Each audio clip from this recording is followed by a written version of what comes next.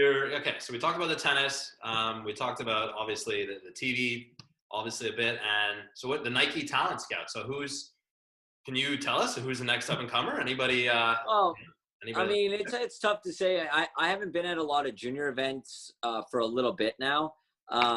They have me more on the young pros. So they've kind of transitioned me. When I first started, I was at a lot of junior events like Kalamazoo, or I would go to Repentigny to watch the ITF tournament there, or Canadian Nationals. I've been up there to watch. And then I've kind of, gotten to following a couple of kids that I followed when they were juniors, and now they're young pros. So, I just kind of keeping track, making sure they're, following protocol, on the right track, not acting up. I mean, I think first and foremost, the thing that we look for in a young junior player is their attitude on the court. I've seen plenty of juniors that, can hit all the shots and hit winners from all over the court, but then I see the way they act and the way they carry themselves on the court, and that's not somebody that, Nike wants to associate themselves with. We really look for someone that, handles himself on the court professionally.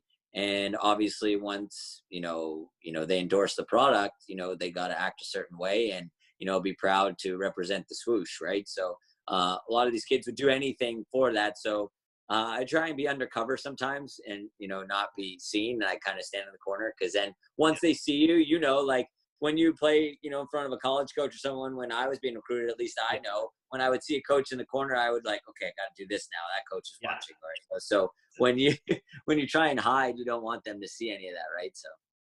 Have you heard of a Spaniard by the name of Carlos Alcaraz? Yeah, of course. Yeah. Yeah. He's, I think he's only a Nike guy. He looks like he's going to be well on his way, quite well. He's a Nike guy. They spotted him pretty young. Okay. He's a Nike guy? Yeah.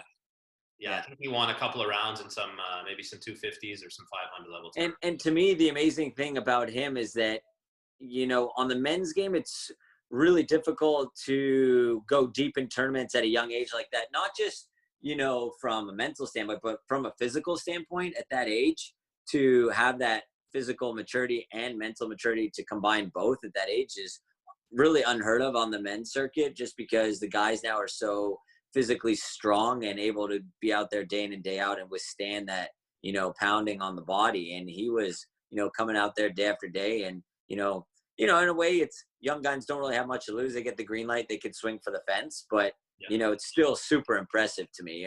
Let's see what happens once people start, knowing his game and his strengths and weaknesses. Now, no one knows who he is. And then that'll be the real true test. I mean, not that what he's done is not impressive. It's extremely impressive. Yeah. And then once you got the target on your back, things change a bit, Yeah, of course. What about any changes to the tour you see coming up? Obviously, with everything that's going around, any inside scoop on differences of how they're gonna run these tours, the women's and the men's, or anything? Actually, I mean, I'm not really sure. I mean, I follow online. I follow, obviously, I see Federer tweeting a lot about, this is the time for, tours to join and be one. I mean, yeah, it sounds awesome. I think it's a great idea and concept, but you got to figure there's a lot more to it than just, joining forces. I mean, right now they're two entirely different tours, and, yes, there are joint events like the Grand Slams and, a lot of the Masters events. In Canada, it's something pretty cool because they separate the men and women from two different cities every year. Yep. But a lot of the cities have them together. I mean, when you go to Miami, everyone's there. When you go to Indian Wells, everyone's there. And it's a really cool vibe when, the men and women are there. And I think it's fun for everybody to see both tours in the same place. But will they join? Who knows? I think it's a really cool concept. But, if it makes sense, then it would really be exciting. But if it doesn't make sense, then I totally understand that as well. I think numbers have, it's definitely a numbers game too. With admissions and tickets and ticket sales and who brings in what. So it'll be really interesting to see how it plays out. I do think, however, tennis will probably be one of the last sports to kind of come back to being full force again. And why? Because, for example, you take a tournament that's going to be played in Montreal. Yeah. You have pros coming from everywhere, all over the world, to one destination. with all this that's happening right now, tennis could be one of the worst sports because you're bringing in players, coaches, trainers from all over to one destination, and that's a recipe for disaster, right? I mean, not even what's like going two on right soccer now? teams or two football teams or two hockey Yeah, teams would have been exactly. confined to the same area.